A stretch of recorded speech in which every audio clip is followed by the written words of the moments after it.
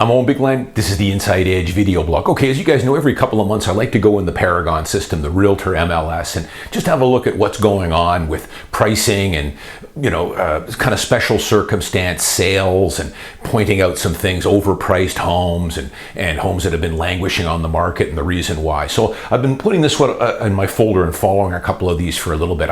Recently I've had a couple of buyers. I'm always working with lots of buyers, but I had some buyers from back east moving here to Vancouver. One of the set of buyers is looking for a detached home, a newer detached home, less than 5 years old in East Van, Burnaby, and then another set of buyers is looking for a luxury condo in Cole Harbour.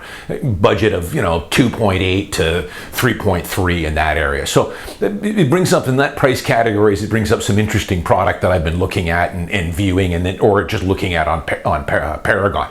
So I've been wanting to do this one for a while, talking about renovated units, or let's call it, I'm going to talk about custom homes, new homes that are custom. They're very special homes as far as design. The owners have gone obviously to an architect and give them their ideas and let them run wild with them. And sometimes that can work. A lot of the times it doesn't work, as I'm going to point out in a minute here. They made some horrible mistakes.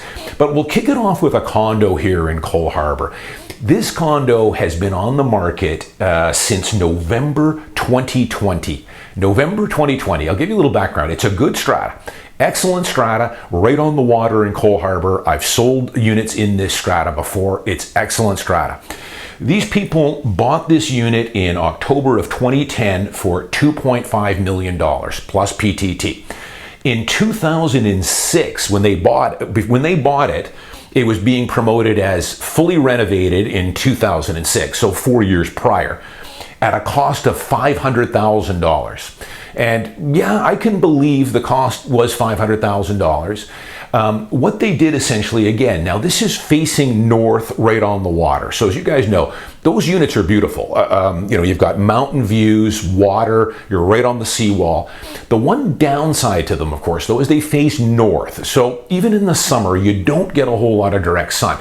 Maybe some of these ones have a northwest corner. At least there you're going to get some sun coming in from the west. But if you're doing just north, in the summertime you'll get a bit of light that comes over the top. But in the fall and winter, these can be pretty dark. So in 2006, that owner did a $500,000 reno. And they did some very, very strange things to this unit, in my opinion. Highly customized. You would only do a reno, in my opinion, unless, if you was going to be your dream home and you were never going to sell it. They were going to take you out in a pine box with this home. You were going to live in it for 15, 20 years or more. And okay, I'll do $500,000 of very eclectic, very customized work. The work essentially on this is in all very, very dark. All this dark millwork, dark flooring, chocolate dark cabinets, a lot of shiny surfaces, some very, very strange lighting features. These giant circular, I don't know what they are. They're like a wagon wheels that are in the living room and bedroom with exposed bulbs. The one in the living room must have 25 exposed bulbs. Very strange, the whole thing. My one client that I showed it to, we never looked at it, but we looked at the photos. He summarized it perfectly. It looks like a steakhouse. It looks like a keg circa 2000, early 2000s keg is what you're buying here. And remember, this is a high-end luxury strata right on the water. Most of these units, this original unit, when they tore all the original stuff out, it was only 3 years old when this guy did the reno in 2006, and he got rid of some beautiful finishings in here. Nice cabinetry, light oak flooring, modern looking kitchen. And he went to this kind of old dated dark steakhouse look. It's crazy. And he's made it, in my opinion, he's essentially made this unit very, very, well, it is very difficult to sell. Very narrow range of buyer that would be interested in this, and those that are going to want to tear all this stuff out. So I'll be honest, these people, the guy did the reno in 2006, sold it to these people in 2010. the people that bought this, not a good buy.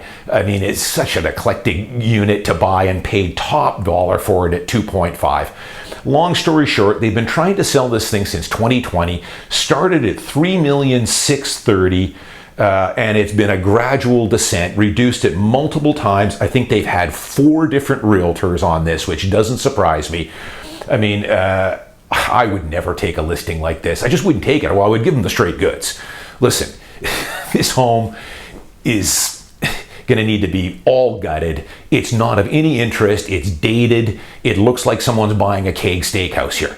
But they've gone through 5 or 6 realtors. They're now down to $2,699,000 on this. So they're going to lose money probably, and they're open to offer now. It still hasn't sold. After their $60,000 in commission, everything else, these sellers are going to be lucky to break even, maybe even lose a bit of money, and they've held this since 2010. They've owned it for 13 years. If they would have just bought this unit, or bought a similar unit, original, which was it was incredible finishings as was, they would probably be up easily $500,000, $600,000, $700,000 on this unit. And you know, the funny thing is, in the listing comments here for since 2020, they're promoting it as $500,000 reno done. Beautiful finishings, $500,000 spent. Listen, you don't promote a unit that's been renoed in 2006. The reno is 17 years old, for God's sakes, and it looks hideous. Don't be promoting a $500,000 reno here. You know, gee, one of my clients have commented, you know, I've got stuff that kitchen I renoed 7 or 8 years ago, and I don't know if I'd be promoting that as newly renoed or renoed. 16 years is ridiculous. So this thing is going to sit. These people are going to lose money. They've hired the wrong realtors, obviously, just wasted a whole bunch of time on market. When a buyer sees the history on this, most savvy buying realtors are just going to walk. I mean, look at this thing. It needs to be gutted. It's been on the market for 3 years, 5 different realtors. The seller's nuts, overpaid, and doesn't want to come to realization. So you got to be really careful of the renos you do. A lot of renovations, if they're done right, you consult the right designers, the right people, you can definitely add tremendous value to these units. But it can go the wrong way here. This guy that renoed it to a very specific taste and then sold it 4 years later, which is weird, but he got lucky, sold it, and now these people are stuck holding the bag. The final one I want to tell you about is just some detached homes. So I've been looking at a bunch of custom detached homes, new detached homes, 1, 2, 3, 4 years old, in East Side and in Burnaby area. A lot of the homes are great, but I've come across a few that, boy, I just advise my buyer, I'm worried about this house.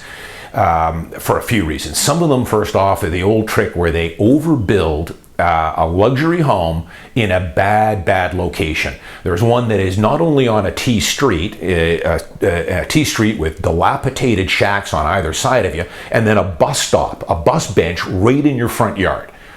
You know, build a modest home on something like this. The lot is not good. It's got a feng shui issue, and you've got a bus bench there. Don't build a $3.5 million house here. That lot is not a $3.5 million lot. Build a more modest, simple home on something like this. So I saw several of those, but a couple of these homes, they worry me as soon as I see the photos.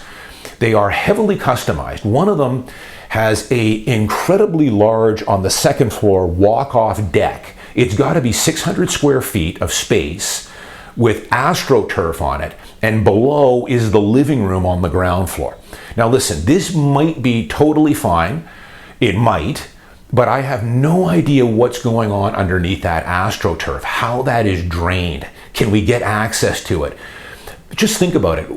If you had a wet snowfall here, which we often get, and you get half a foot of wet snow, I can't imagine the weight that's being supported on that floor and water seeping through there. You know, I've been through enough home inspections. I often tell you, young realtors, when you're selling a home and you're on the buying side, you should try and do your due diligence and get some really good home inspectors. It's trial and error. You're going to have to try a bunch of them out.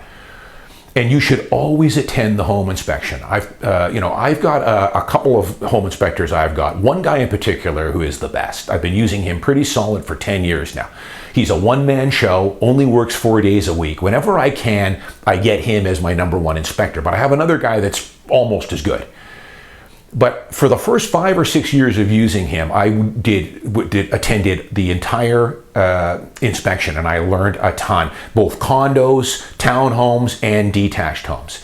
And I learned a lot about how homes are designed, what's good, what isn't good, all the mechanics of stratas. So for you young realtors out there, you should always do that. It's amazing how much you learn. And even to this day, I still show up at my home inspections for at least the last hour and do the walkthrough, because you can never stop learning, and I always learn some new things. But I know from inspecting detached homes with him in the past, these custom homes, there's nothing. Oftentimes you would tell me, the Vancouver special, yeah, sure, they've modified it a lot now. They've made it a lot more attractive. But there's a reason why Vancouver specials are popular. They work in this environment. You've got overhangs. You've got the best use of space. Some of them, a lot of them don't have a basement. It's a ground floor walkout there with the bedrooms down, which is huge because now you don't have to have drain tile and all the issues that come with a basement. They're simple, but they work, and the roofs are angled. Some of these custom homes, though, flat roofs, these crazy massive decks that are off or above living space. Nothing wrong with having a huge deck if it's supported with nothing underneath. But I know we didn't even get to an inspection on this home, but I know what he would say. He would say, geez, I don't know, there's a lot of red flags. And of course, these are new homes, so nothing is going to show up. It's going to be years maybe before you start getting water ingress into that living room.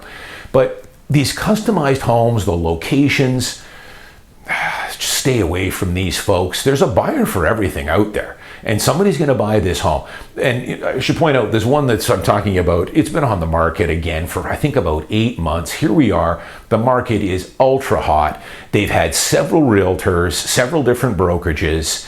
They're still overpriced on it. They're not going to get the price they want. The market's it's just screaming at these guys. The market is white hot for those type of product. You've been sitting for 8 months. It's telling you you're hideously overpriced, and you've just overbuilt for that lot. Plain and simple. And I would be worried again about the design of these homes, these heavily customized homes, flat roofs, large outdoor areas that are above living space. Maybe they're okay, maybe, but I just see red flags all over, and I know what my home inspector would tell me on this. He would say, might be okay for now, but I'd be worried. Probably best to stay away, move on to another one. So be careful. I'm Owen Bigland. As always, I'll see you next week.